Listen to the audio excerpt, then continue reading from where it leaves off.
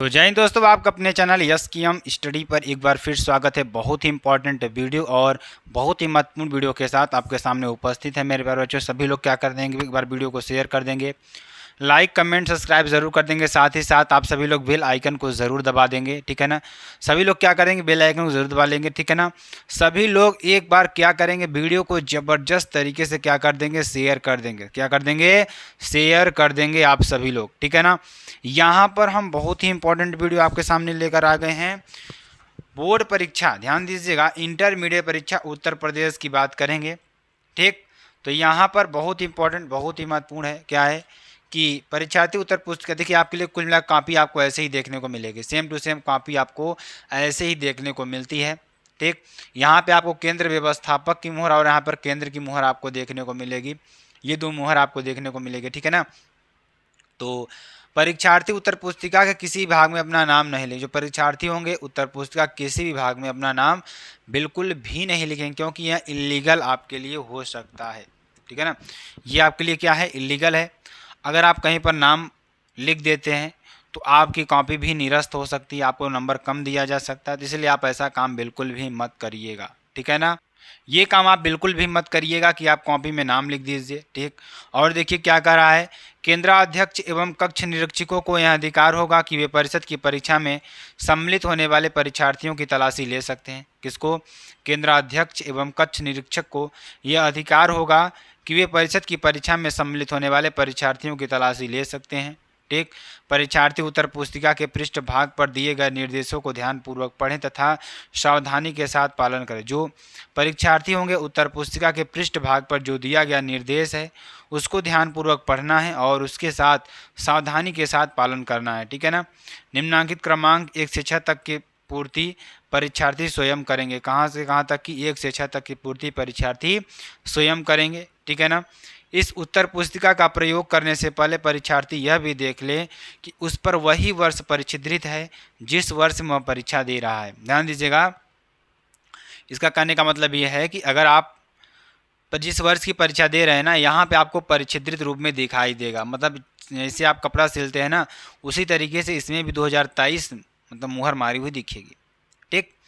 यहाँ पे आपको अनुक्रमांक डालना है जो कि अंकों में डालना है, ठीक है ना। और यहाँ पर अनुक्रमांक आपको डालना है जो कि शब्दों में डालना है, ठीक। विषय यहाँ पे आपको रसायन विज्ञान 2022 डालना है। प्रश्न पत्र आपको यहाँ पर केवल डाल देना है। और प्रश्न पत्र पर अंकित संकेतांक की बात करेंगे 347 GN आपके लिए, ठीक है ना। और यहाँ पर परीक्षा का 3, परीक्षा का तिथि एवं पाली और केंद्र का नाम यहाँ पे आपको डाल देना है, ठीक है ना, जो कि आपके लिए बेहद इंपॉर्टेंट और बेहद ही महत्वपूर्ण। चलिए अब मॉडल पेपर को स्टार्ट करते हैं कि जिसमें कैसे आपको सोल्यूशन करना है। सेम टू सेम इसी तरीके से आपको पूरा मॉडल पेपर सोल्यूशन करना है, सेम टू सेम आपको इसी तरीके से पूरा सोल्यूशन करना है। सभी लोग क्या करेंगे, वीडियो के बाद शेयर कर देंगे, सभी लोग वीडियो को शेयर कर देंगे, ठीक है ना। चलिए क्या है, पहला क्वेश्चन देखिए, आपको प्रश्न नंबर 1 डालना है, ठीक है ना। आप ब्लैक पेन से नीचे अंडरलाइन भी कर सकते हैं, कोई दिक्कत वाली बात यहाँ पर नहीं है, ठीक है ना। तो यहाँ पर आप लिखेंगे सोडियम क्लोराइड क्रिस्टल की संरचना है। तो जो सोडियम क्लोराइड क्रिस्टल है उसकी संरचना क्या होती है, काय केंद्रित घन बीसीसी या फलक केंद्रित घन या आर्थोरोम्बिक या चतुष्कोणीय, ठीक। तो यहाँ पर अगर आंसर की बात करें मेरे प्यारे बच्चों, तो सोडियम जो क्लोराइड है इसके क्रिस्टल की जो संरचना होती है वो कैसी होती है। यहाँ पर अगर आंसर की बात करें, आंसर क्या हो जाएगा मेरे प्यारे बच्चों, आंसर आपका हो जाएगा फलक केंद्रित घन FCC, ठीक है ना, ये आपके लिए हो जाएगा। ख नंबर की बात करेंगे, Na2CO3 के 0.2 मोल विलियन के, क्या कर रहा है, Na2CO3 के 0.2 मोल विलियन के 500 ml के लिए, किसके लिए, 500 ml के लिए आवश्यक मात्रा कौन सी है, आवश्यक मात्रा कौन सी है। तो 1.53 ग्राम या 3.06 ग्राम या 5.3 ग्राम या 10.6 ग्राम। तो यहाँ पर देखिए इसको आंसर निकालेंगे थोड़ा, तो मान लेते हैं माना 0.2 m बिलियन के 500 ml के लिए, किसके लिए, मान लेते हैं माना 0.2 mm बिलियन के लिए, बिलियन के 500 ml के लिए Na2CO3 आवश्यक मात्रा W है। कितना है, W है। तब 0.2 बराबर W/106/500 इंटू 10⁻3, यानी W बराबर 0.2 इंटू 500/10⁻3 इंटू 100, यानी कि क्या हो जाएगा 106, ठीक। तो यहाँ पे सॉल्व करेंगे तो 10.6 ग्राम आपका आंसर आएगा। कितना, 10.6 ग्राम आपका आंसर आएगा, ठीक है ना। चलिए अगले क्वेश्चन की बात करेंगे। अगला क्वेश्चन देखिए आपके लिए क्या है, जो कि बहुत ही इंपॉर्टेंट और बहुत ही महत्वपूर्ण क्वेश्चन है। क्या है कि प्रथम कोटि की अभिक्रिया के वेग स्थिरांक का मात्रक है। तो प्रथम कोटि की अभिक्रिया का जो वेग स्थिरांक का मात्रक है वह क्या होता है, मोल प्रति litre, mole litre inverse second inverse, या मोल लीटर इनवर्स, या मोल सेकेंड इनवर्स, या सेकेंड इनवर्स। तो आंसर क्या हो जाएगा आपका मेरे प्यारे बच्चों, आंसर आपका हो जाएगा सेकेंड इनवर्स। इसका आंसर क्या हो जाएगा, सेकेंड इनवर्स। ठीक, तो आप इस तरीके से प्रश्नों को समझ सकते हैं और अच्छी तरीके से सॉल्व भी कर सकते हैं। ठीक है ना। निम्न में कौन फेहलिंग विलयन को अपचयित नहीं करता, ऐसा कौन सा है जो फेहलिंग विलयन को अपचयित नहीं करता, HCOOH, CH3COOH, HCHO या CH3CHO। तो आंसर क्या हो जाएगा, CH3COOH आपका आंसर हो जाएगा। क्या हो जाएगा, CH3COOH आपका आंसर हो जाएगा। ठीक है ना। चलिए आगे आपको बताते हैं जो आपके लिए वेरी वेरी मोस्ट इंपॉर्टेंट और बहुत ही इंपॉर्टेंट है। ठीक है ना। क्या है, एमाइड का एमीन में परिवर्तन की अभिक्रिया है। तो एमाइड का जब एमीन में परिवर्तन की अभिक्रिया कौन सी है, कैनिजारो अभिक्रिया, हाफमैन ब्रोमाइड अभिक्रिया, विलियमसन अभिक्रिया, या वुड्स अभिक्रिया। तो आंसर क्या हो जाएगा मेरे प्यारे बच्चों, हाफमैन ब्रोमाइड अभिक्रिया। क्या हो जाएगा, हाफमैन ब्रोमाइड अभिक्रिया। ठीक है ना। सभी शर्कराओं में सबसे मीठी शर्करा कौन सी है, सभी शर्कराओं में जो सबसे मीठी शर्करा होती है कौन सी होती है, ग्लूकोज, सुक्रोज, फ्रक्टोज, या माल्टोज। तो यहाँ पे अगर अच्छा आंसर की बात करें तो आपका क्या होता है, फ्रक्टोज। क्या होगा, फ्रक्टोज सभी मीठी शर्कराओं में सबसे मीठी शर्करा आपकी होती है। ठीक है ना। चलिए अगले क्वेश्चन की बात करेंगे, जो कि आपके लिए बहुत इंपॉर्टेंट और बहुत ही महत्वपूर्ण है। सभी लोग बार क्या करेंगे, वीडियो को शेयर कर देंगे, सभी लोग एक बार वीडियो को शेयर कर देंगे। ठीक है ना। और एक बात का और ध्यान दीजिएगा, जितने प्रश्न इसमें हमने आपको लिखवाए हैं ना, सभी प्रश्नों को सॉल्व करना ही करना है। और जो प्रश्न इसमें नहीं कराया गया है वो प्रश्न पिछले मॉडल पेपर में आपको कराए गए होंगे, तो उन प्रश्नों को आप पूरे मॉडल पेपर में एनालिसिस करके कर लीजिएगा। ठीक है ना। चलिए तो संख्या नंबर 2 की बात करेंगे। तो क्या हो जाएगा, एक आयनिक ठोस के फलक घनी इकाई सेल के कोर की लंबाई, क्या कर रहा है, एक आयनिक ठोस के फलक घनी इकाई सेल के कोर की लंबाई कितनी है, 508 pm है। कितनी है, 508 pm है। यदि धन आयन की त्रिज्या, मान लीजिए कि हमारा धन आयन है उसकी त्रिज्या 110 pm है, तो आयन की त्रिज्या ज्ञात कीजिए। कितना किसका निकालना है, आयन की त्रिज्या आपको निकालनी है। दिया क्या है, दिया है एक आयनिक ठोस के सेल में कोर की लंबाई ए बराबर 507 pm। कितना है, क्या करा, एक आयनिक ठोस के सेल में कोर की लंबाई ए बराबर 507 pm तथा कोर की त्रिज्या r प्लस बराबर 110 pm। ठीक, तब ऋण आयन त्रिज्या तो ज्ञात करना है आपको। ठीक है ना।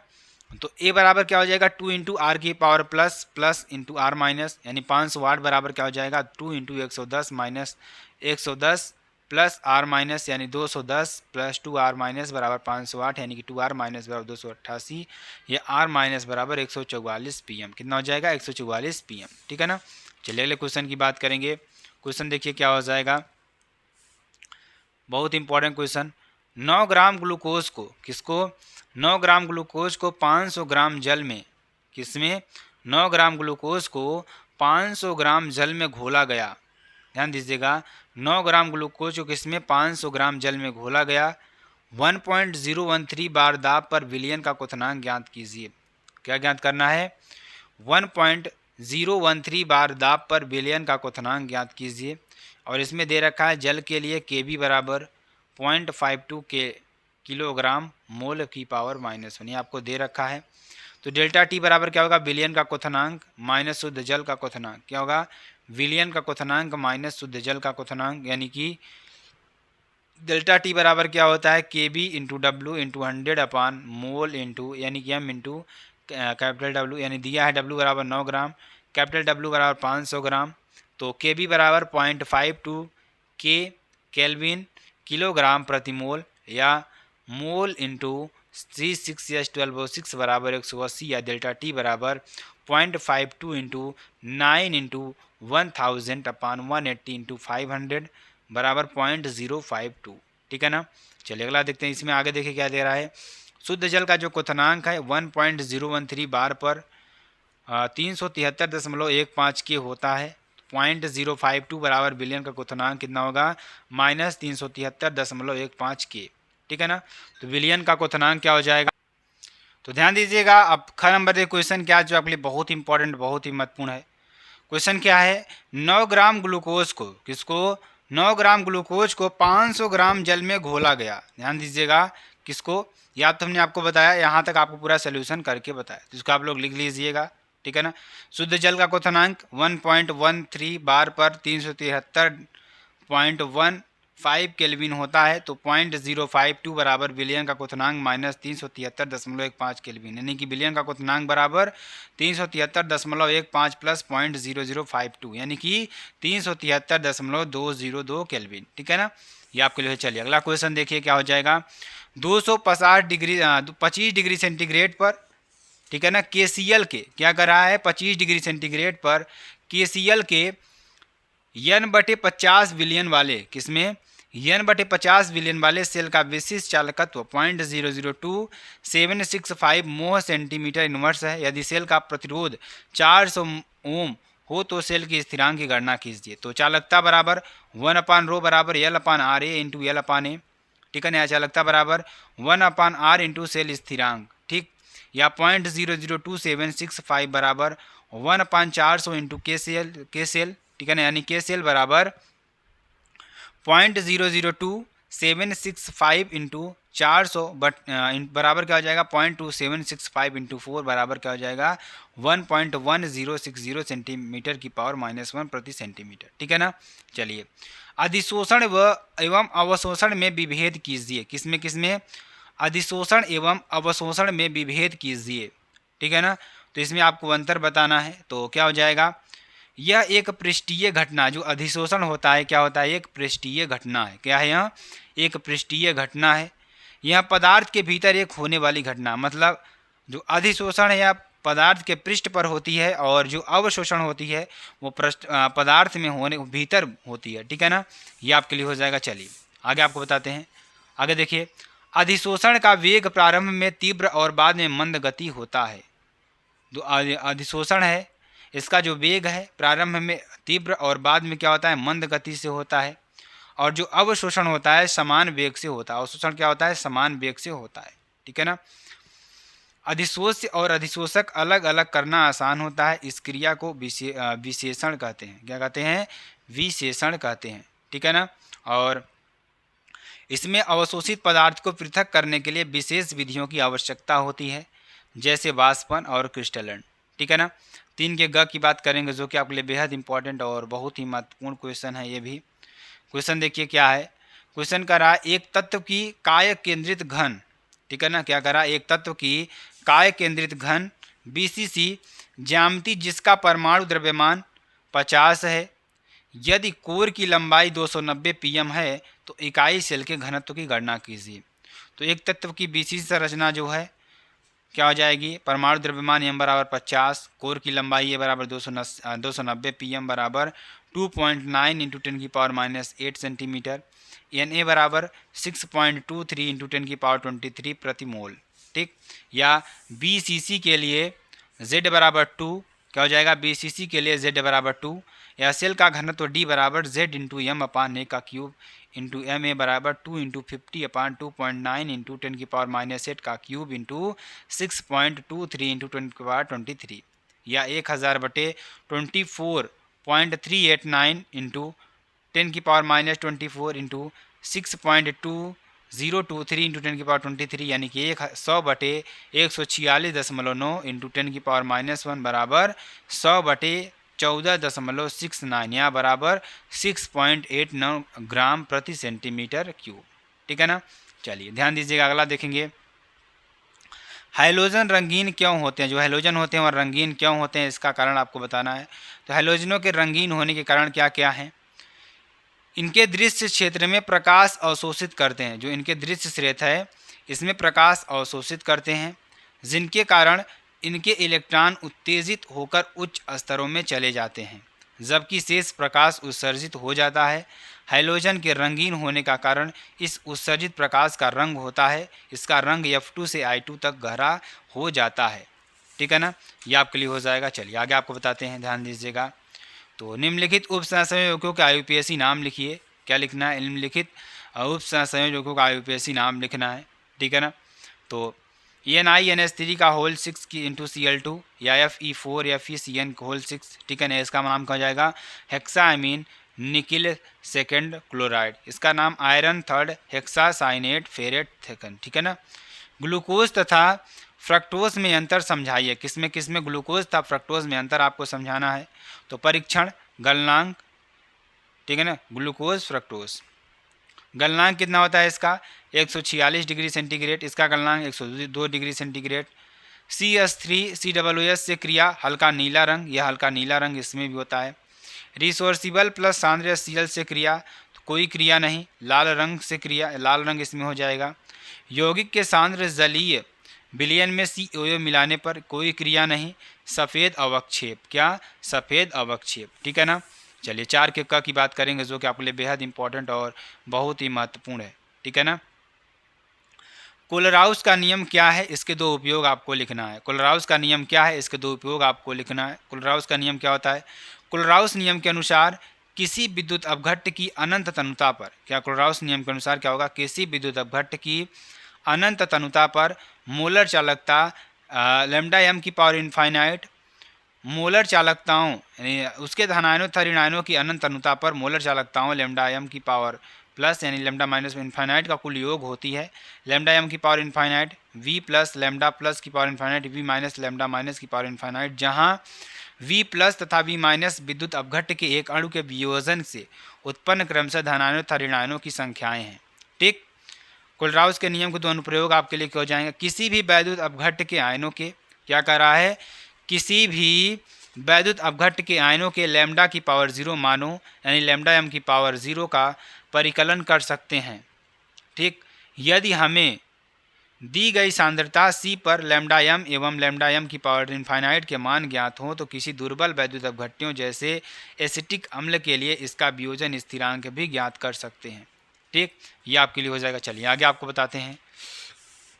अगला क्वेश्चन ध्यान दीजिएगा जो कि बहुत इंपॉर्टेंट और बहुत ही महत्वपूर्ण क्वेश्चन है। सभी लोग बार क्या करेंगे, वीडियो को शेयर कर दीजिएगा, सभी लोग बार वीडियो को शेयर कर दीजिएगा, ठीक। निम्नलिखित संक्षिप्त टिप्पणी आपको लिखना है हार्डी सुलजे नियम पर, वैद्युत कण संचलन पर, हार्डी सुलजे नियम, ठीक। तो हार्डी सुलजे नियम आपको दिख रहा है, इसको आपको पूरा लिख लेना है, ठीक। चलिए, और वैद्युत कण संचलन हमने आपको बहुत बार बताया, इसको भी आप लोग लिख लीजिएगा। हार्डी सुलजे का नियम भी बहुत बार बताया, इसको भी आप लोग लिख लीजिएगा, ठीक है ना। चलिए 4 के ग की बात करेंगे जो कि आपके लिए बेहद इंपॉर्टेंट और बहुत ही महत्वपूर्ण है, ठीक। मेथिल अमीन अमोनिया से अधिक क्षारीय क्यों है, समझाइए। जो मेथिल अमीन होता है अमोनिया से अधिक क्षारीय क्यों है, इसको आपको समझाना है। तो अमोनिया के तीनों बंधों को हाइड्रोजन से इलेक्ट्रॉन के साझेदारी द्वारा बनते हैं।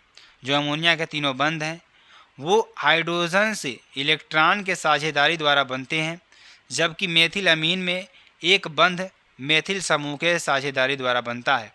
ये एल्किल समूह मेथिल समूह साझे के इलेक्ट्रॉन को प्रतिकर्षित करते हैं, जिसके कारण नाइट्रोजन पर इलेक्ट्रॉन घनत्व तो बढ़ जाता है। अतः इसी कारण मेथिल अमीन अमोनिया से अधिक क्षारीय होता है, ठीक। निम्न रासायनिक अभिकरण को पूर्ण कीजिए।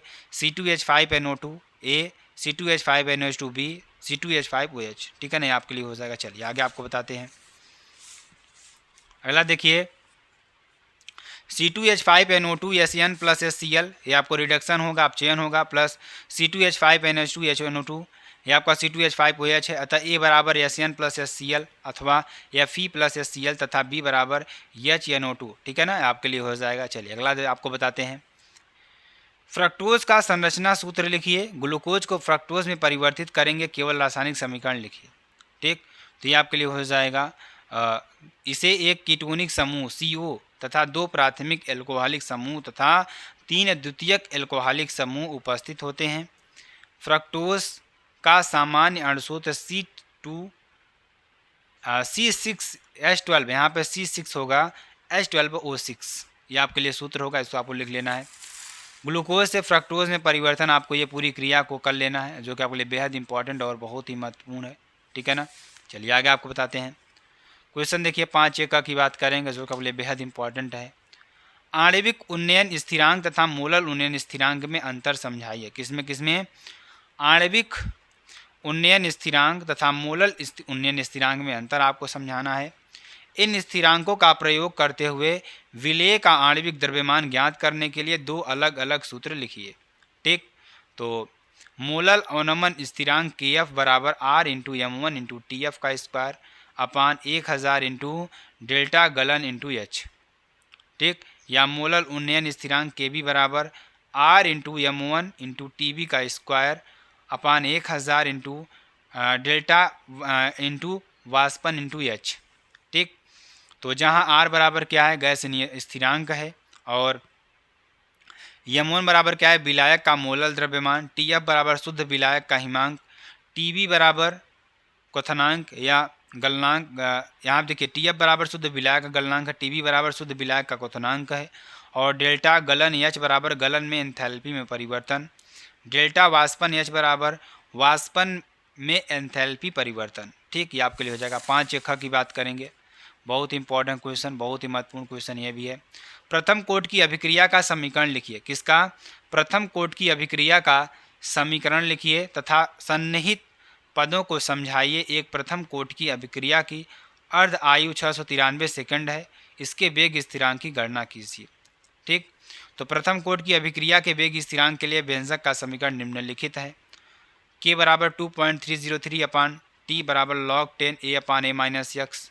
ठीक, के बराबर क्या हो जाएगा, प्रथम कोट की अभिक्रिया का वेग स्थिरांक, और ए बराबर अभिकारक के प्रारंभिक सांद्रण। ठीक, ए माइनस एक्स बराबर अभिकारक का टी समय बाद सांद्रण या वेग स्थिरांक के बराबर 0.693 अपान टी हाफ बराबर 0.69 अपान 693। ठीक है ना, आपके लिए हो जाएगा। चलिए इसको सॉल्व करेंगे तो के बराबर 1.10⁻³ सेकेंड की पावर -1। ठीक है ना। 5 ग की बात करेंगे। इन निम्नलिखित का सूत्र लिखिए। सफ़ेद कशिश, नीला थोथा, हरा कशिश, मोहर लवण। इसका सूत्र क्या होगा? साधारण नाम सफ़ेद कशिश इसका साधारण नाम है। इसका सूत्र क्या होगा? ZnSO4 into 7H2O। आप क्या याद करना है? ZnSO4 इंटू 7H2O इसका नाम है। ठीक है ना। और इसको रासायनिक नाम क्या है? Zinc sulphate. ठीक, और ध्यान दीजिएगा क्या हो जाएगा यहाँ पे देखिए इसका साधारण नाम क्या हो जाएगा? Zinc sulphate. नीला थोथा यानी कि CuSO4 इंटू 5H2O जिसका कापर सल्फेट है इसका नाम। हरा कशिश FeSO4 इंटू 7H2O जिसे फेरस सल्फेट कहते हैं। मोहर लवण की बात करेंगे NH4 का होल ट्वाइस FeSO4 का होल ट्वाइस 6H2O जिसे आप क्या कहेंगे? फेरस अमोनियम सल्फेट कहेंगे। ठीक है ना। चलिए 5 घ की बात करेंगे। IUPAC नाम देते हुए नियमों का पालन करते हुए सूत्र लिखें। तो IUPAC नाम हेक्सा अमीन कोबाल्ट थर्ड सल्फेट, इसका नाम क्या हो जाएगा? CONH3 का होल 6 की इंटू होल 2 NaSO4 का whole thrice. Potassium hexacyano iron third K3FeCN का whole 6। Diamine dichloro chlorido platinum second PTNH3 का whole twice Cl2। Sodium pentacyano nitrosyl ferrate third यानी इसका क्या हो जाएगा? Na2FeCN का होल 5 NO। ठीक है ना। चलिए आगे आपको बताते हैं। ओस्टवाल्ड विधि द्वारा नाइट्रिक अम्ल के औद्योगिक उत्पादन का निम्नांकित चित्र सहित द्वारा वर्णन कीजिए। इस अम्ल में NO3 का मूलक परीक्षण कैसे करेंगे? अभिक्रियाओं का रासायनिक समीकरण भी दीजिए। निम्नलिखित पर संक्षिप्त टिप्पणी लिखिए। फ्रीडल-क्राफ्ट अभिक्रिया, कोल्बे अभिक्रिया, विलियमसन संश्लेषण। तो मेरे प्यारे बच्चों, अगर आपको वीडियो पसंद आते हैं आप चैनल को लाइक शेयर कमेंट सब जरूर कर सकते हैं। फिर मिलते हैं नेक्स्ट वीडियो में नए टॉपिक के साथ। तब तक के लिए जय हिंद, जय भारत।